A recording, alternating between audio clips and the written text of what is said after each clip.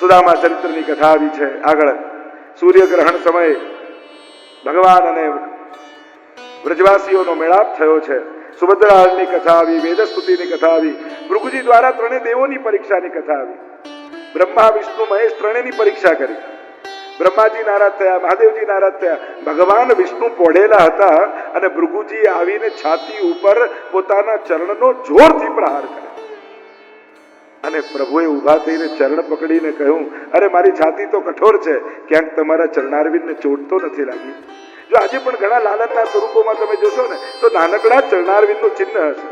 એને કહેવાય ભૃગુ લાંછન. પણ જે પ્રાચીન શુદ્ધ પુષ્ટિ સ્વરૂપો છે એમાં ભૃગુ લાંછનનું ચિહ્ન હોતું નથી. કારણ આ દેવતા વિષ્ણુના હૃદયની વાત છે અને પૂર્ણ પુરુષોત્તમ આપણા ઘરે બિરાજે છે. ચર્ચાઓ ઘણી છે, વિસ્તાર ન કરતા આગળ કૃષ્ણ લીલા વિહારનું વર્ણન કર્યું છે. મુક્તિ એટલે જીવનથી મુક્તિ નહીં, પણ મુક્ત જીવન. અને મુક્તિ મનુષ્યનો સ્વભાવ છે.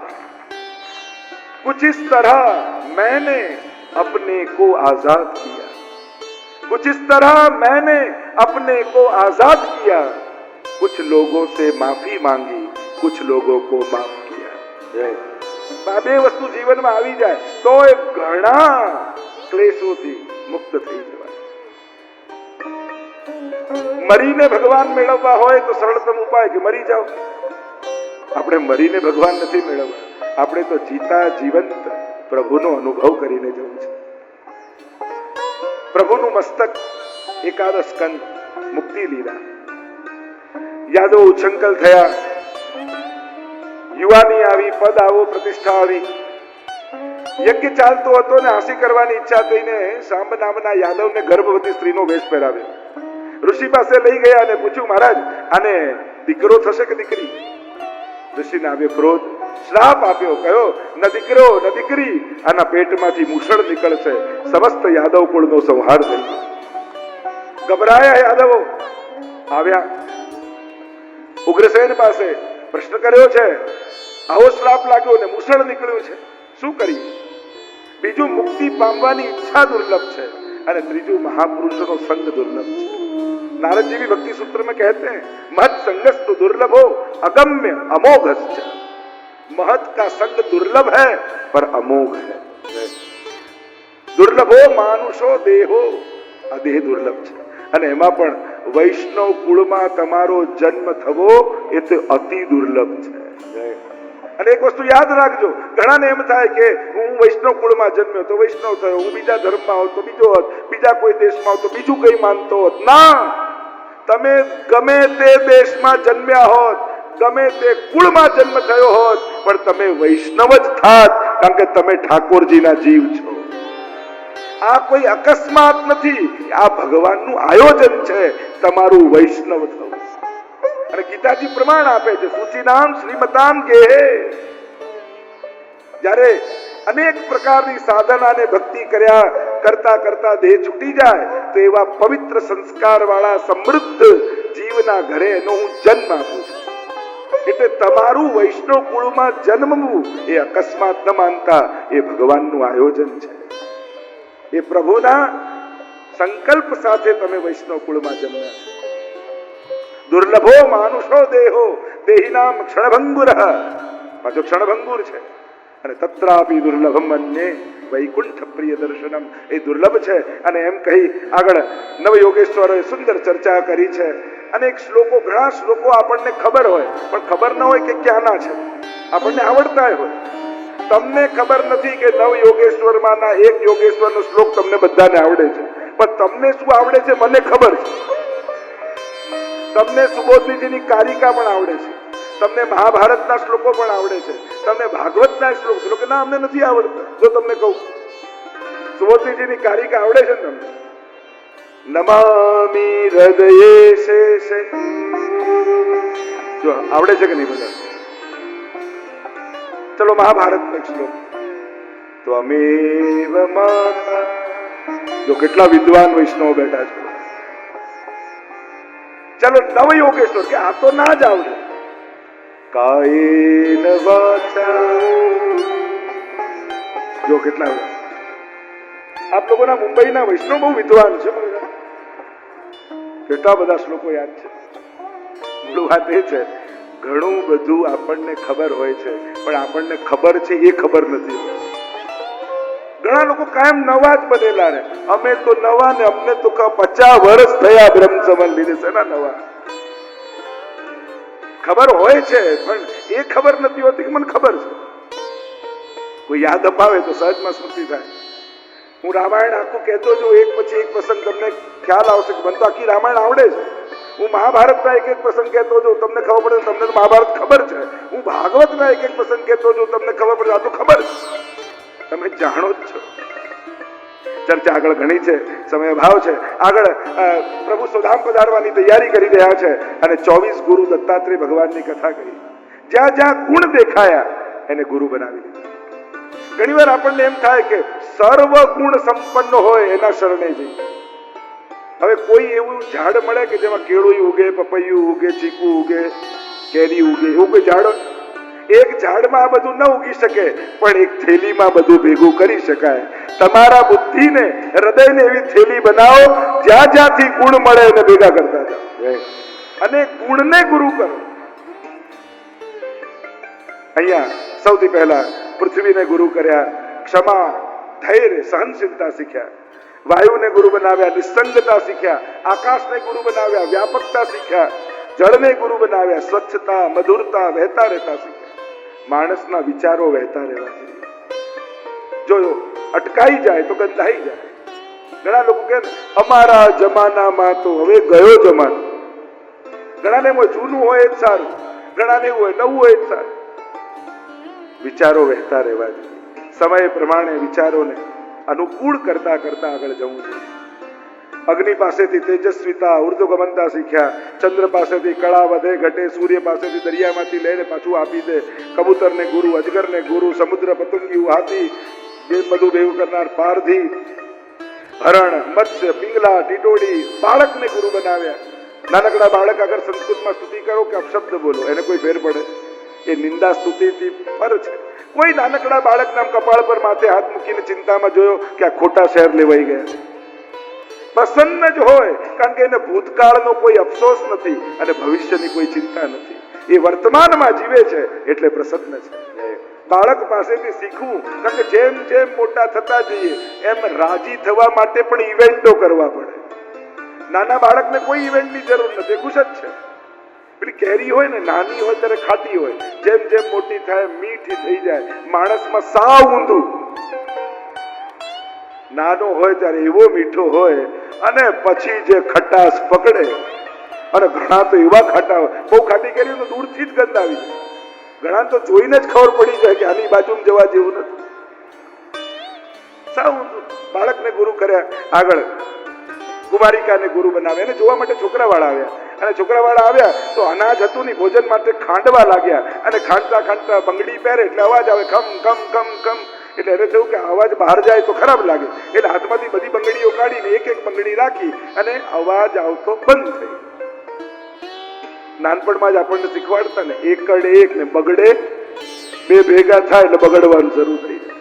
હવે આને સમજાવી દઉં, સુધારી દઉં, બતાવી દઉં, શીખવાડી દઉં.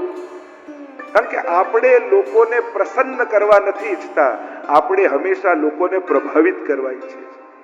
કોઈ ચા પીને જાય ને તો એમ થાય જો કેવો ઇમ્પ્રેસ થઈને ગયો. આપણે પ્રસન્ન કરવાનું આપણું લક્ષ્ય નથી હોતું, હંમેશા આપણું લક્ષ્ય પ્રભાવિત, અને એટલે જ તો થાકી જઈએ. મને લોકો સારું કે એના માટે જેટલી મહેનત કરીએ છે ને એના કરતા અડધી મહેનત જો સારા થવામાં કરો ને તો ખરેખર સારા થઈ જાઓ. સારા દેખાવામાં વધારે મહેનત છે, સારા થવામાં કોઈ મહેનતની જરૂર નથી. આપણી તકલીફ એ છે કે હાઈટ વધારવાની કોશિશ નથી કરતા, ખાલી હિલ વધારવાના પ્રયાસ કરીએ કે બૂટ હિલ વાળા કરીએ એટલે ઊંચા દેખાઈએ. ઊંચા દેખાવાની કોશિશ ન કરો, ઊંચા થવાની કોશિશ કરો. વિચારોથી, આચરણથી, ઉચ્ચારથી, ગુણોથી તમારી હાઈટ વધે એનો પ્રયાસ. અહીંયા સર્પ પાસેથી શીખ્યા. તમે સાપને જોયો છે, આમ ચાલતો હોય તો વાંકો ચીકો, સર્પને ગુરુ બનાવે. આ વાંકો ચૂકો આમ ચાલે. એ જ સર્પ જ્યારે પોતાના દરમાં, પોતાના ઘરમાં જાય ત્યારે સીધો થઈને જાય. સમજી ગયા કે સમજાવું? બહાર ગમે તેટલા વાંકા ચૂકા ચાલતા હો, ઘરે જાઓ ત્યારે સીધા થઈને જાઓ.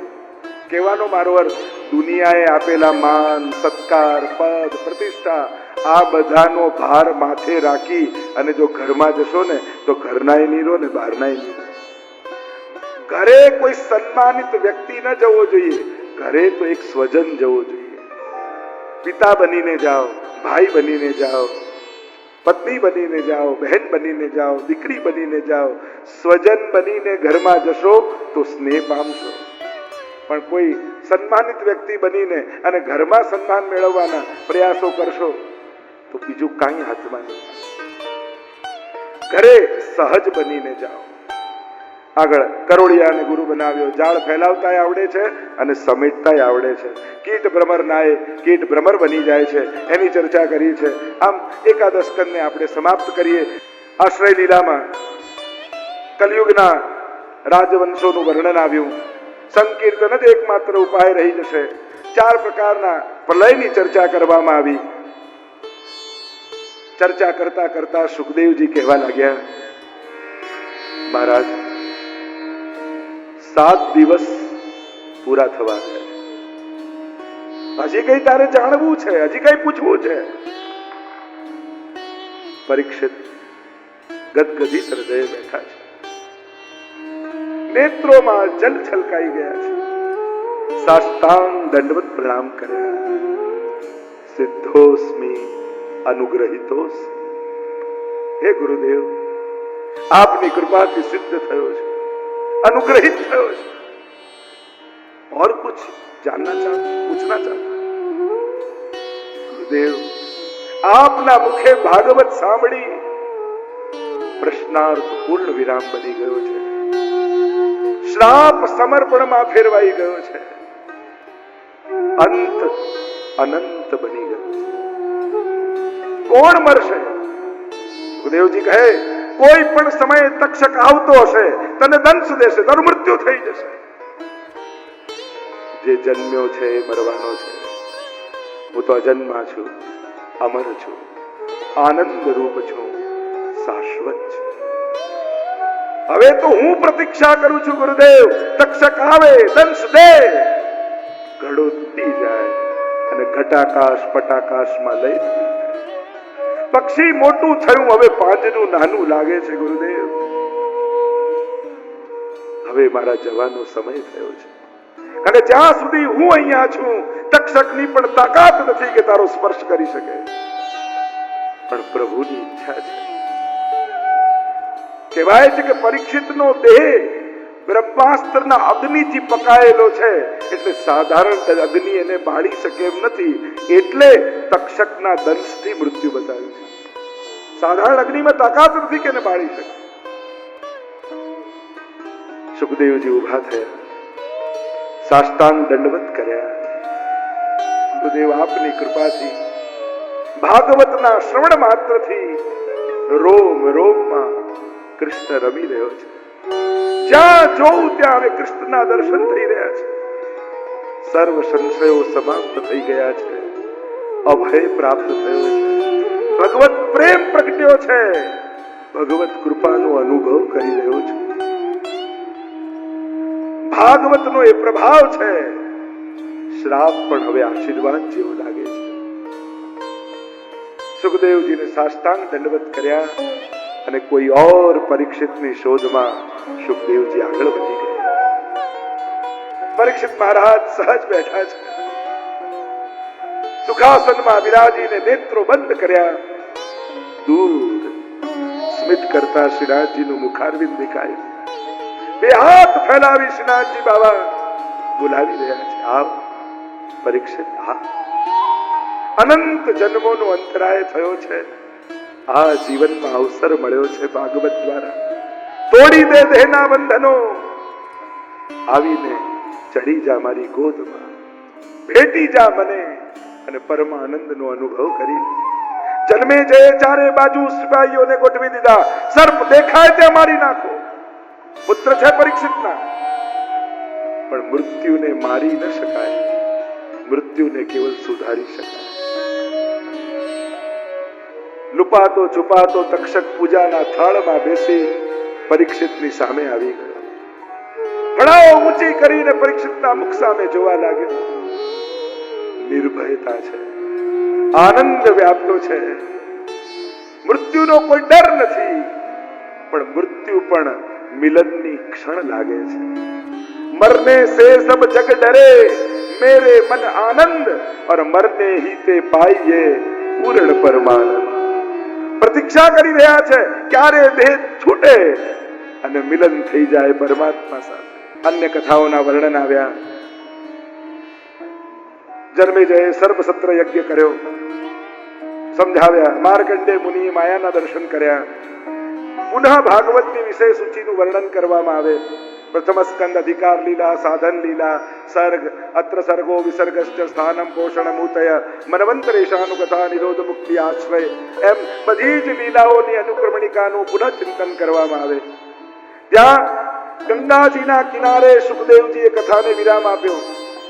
નૈમિષારણ્યમાં સૂતજી સૌનકજીની આગળ હવે કથાને વિરામ આપી રહ્યા છે. અને સૂતજી બોલ્યા, નામ સંકીર્તનમ યસ્ય સર્વ પાપ પ્રણાશનમ. પ્રભુનું નામ સમસ્ત પાપોનો નાશ કરનારું છે. પ્રભુને હું વંદન કરું છું. અને પ્રભુને પ્રણામ કરી સુખદેવજી જે ગંગાજીના તટ પર કથાને વિરામ આપે છે, સુતજી નૈમિષારણ્યમાં કથાને વિરામ આપે છે, અને હું કાંદીવલીમાં કથાને વિરામ આપવા જઈ રહ્યો છું. 7 દિવસની આ દિવ્ય ગાથા પોતાને કલકલ કલકલ વહેતી આ યમુના એક એક અધ્યાયોના ઘાટને સ્પર્શ કરતી કરતી અનેક લોકોને પાવન કરતી કરતી કેટલા લોકોએ બ્રહ્મ સંબંધ લીધા, કેટલા લોકોએ ઠાકોરજી પુસ્તાયા. કથામાં સાંભળીએ છે કે ભાગવતમાં ભગવાન મળે, આ તો સાક્ષાત ભગવાન તમને પ્રાપ્ત થયા છે. ભાગવતમાં ભગવાન બિરાજે છે એમ કહેવાય છે. તો હું ભાગવતના પોથીજી લઈને પાછો જઈશ, ભગવાન તમને આપતો જાઉં છું. ભાગવત સાક્ષાત વાંગમય રૂપ છે. 7 દિવસની આ દિવ્ય ગાથા મહેતા પરિવાર, દેસાઈ પરિવારે ખૂબ જ પરિશ્રમ કરી, ખૂબ ઉત્સાહ સાથે, કેટલા ભાવથી, આગ્રહથી એમનો ભાવ હતો કે અહીંયા સપ્તાહ થાય, અને આગ્રહ તો આપના મુખે અમારે શ્રવણ કરવું છે. થોડુંક આ વર્ષે આ 50 દેશોની યાત્રા, અને હજી 8 જ થયા છે, અને 42 દેશો બાકી છે. અને આખું આ વર્ષનું સમાયોજન આ માર્ચ મહિનાથી પ્રારંભ થઈ. ઈસ્ટના બધા જ દેશો હોય, એ Australia, New Zealand, Hong Kong, Vietnam, Malaysia, Singapore, Japan, આ બધા દેશોમાં પ્રાઉડ ટુ બી એ વૈષ્ણવનો મહામહોત્સવ થશે. ત્યાંથી લઈને આફ્રિકાના અનેક દેશો, એ કેન્યા હોય, Uganda, Tanzania, Malawi, Mozambique, South Africa, Madagascar, Mauritius, Ghana, Nigeria, આ બધા દેશોની યાત્રા થતા થતા યુકે ઓગસ્ટ મહિનામાં. ઘણા લોકો કહી રહ્યા હતા જે થોડી વિગત આપજો તો અમારે જોડાવું હોય તો ખબર પડે. અને યુકેથી સળંગ 15 દેશો યુરોપના, ત્યાં આ મહામહોત્સવ ઉજવાશે. અને ત્યારબાદ યુએસએ અને કેનેડા, અને આ પ્રકારથી આખા 50 દેશોનું, અને યુએઈ ગલ્ફના બધા જ દેશો, આ પ્રકારથી 50 દેશોની પહેલી વાર પુષ્ટિ માર્ગના ઇતિહાસમાં આ પૃથ્વી પરિક્રમા મહોત્સવનું આયોજન થયું છે સુવર્ણ જયંતિ વર્ષના નિમિત્તે. અને આનો એક સંકલ્પ, આ યાત્રા કેવલ મંચ પૂરતી મર્યાદિત ન રહી જતા સમાજને શું મળે, તો સંકલ્પ કર્યો છે કે આ વર્ષ દરમિયાન વલ્લભાચાર્ય ઇન્ટરનેશનલ ગર્લ્સ સ્કૂલનું નિર્માણ અમદાવાદ ખાતે કરવામાં આવ્યું. અમદાવાદની પહેલી આ ગર્લ્સ સ્કૂલ બનશે સીબીએસ બોર્ડ સાથેની, અને ગુજરાત ગૌરવ લઈ શકે એવા પ્રકારની આ પ્રથમ ગર્લ્સ સ્કૂલ ગુજરાતની, એવું એક સમાયોજન થયું છે. અને પ્રભુ કૃપાથી એ કાર્ય વેગથી આગળ વધી રહ્યું છે. મહાપ્રભુજીની કૃપા છે, પૂજ્ય પિતૃચરણના આશીર્વાદ છે, એમની સતત પ્રેરણા રહે છે કે બાબા આ વલ્લભ કુળમાં જન્મ મળ્યો છે, તો આપણા થકી એક વૈષ્ણવ પર ઠાકોરજીની સેવા કરતો થઈ જાય તો વલ્લભ કુળમાં જન્મ લેવો સફળ થઈ જાય.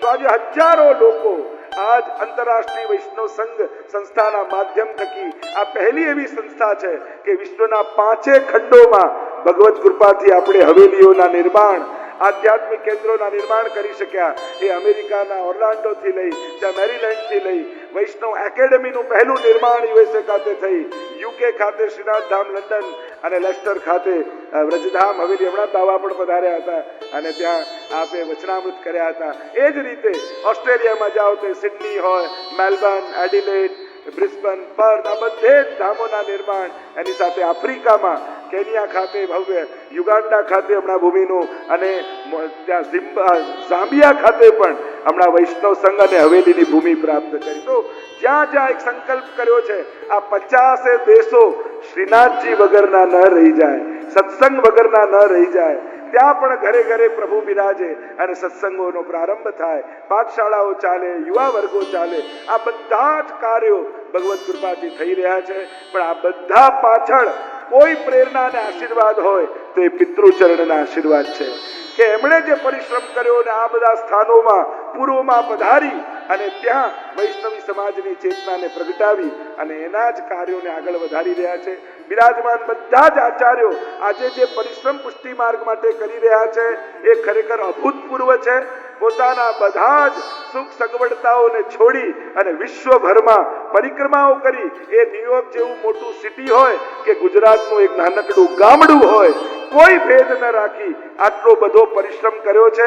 વિચાર કરો, આપણે કહીએ છીએ કે 5 કરોડ વૈષ્ણવ, તે 5 કરોડ વૈષ્ણવના ગળામાં કંઠી આવી ક્યાંથી? એક સમયમાં 50 વર્ષમાં જુઓ તો 50 વલ્લભકુલના આચાર્યો અતિ સક્રિય હોય, બાકી વયોવૃદ્ધ હોય તો બાળક હોય. તો વિચાર કરો, આટલા આચાર્યો દ્વારા 5 કરોડ લોકો સુધી કંઠી પહોંચી, કેટલો પરિશ્રમ એ આચાર્યોનો હશે. ગામડે ગામડે ધર્મ પહોંચ્યો, સેવા પહોંચી. આ એમને નથી પહોંચ્યું વૈષ્ણવ. ગવર્મેન્ટ કહેતી અમે રોડ નથી પહોંચાડી શક્યા, વીજળી નથી પહોંચાડી શક્યા, પણ ત્યાં ઘરે ઘરે અમારા આચાર્યોએ ઠાકોરજી પહોંચાડ્યા છે. એ ગામડે ગામડે તમે જુઓ એવો પરિશ્રમ પૂર્વાચાર્યોએ કર્યો છે. આપણા વૈષ્ણવ ધર્મની એક બહુ મોટી કમી એ છે કે આપણે ઇતિહાસ લખતા નથી. દરેક 100 વર્ષનો ઇતિહાસ લખાવો જોઈએ. આજે વૈષ્ણવ સંપ્રદાય આવી પ્રગતિએ પહોંચ્યો છે, એની પાછળ પૂર્વાચાર્યોનો કેટલો પરિશ્રમ છે એની આપણે કલ્પના નથી કરી શકતા. નથી ગાડી, નથી ક્યાંય મુકામની વ્યવસ્થા, અને કેવી કડક અપરસ, અને એવા સમયે પણ આપણા આચાર્યો ગાડામાં બેસી બેસી ગામડે ગામડે પહોંચ્યા છે.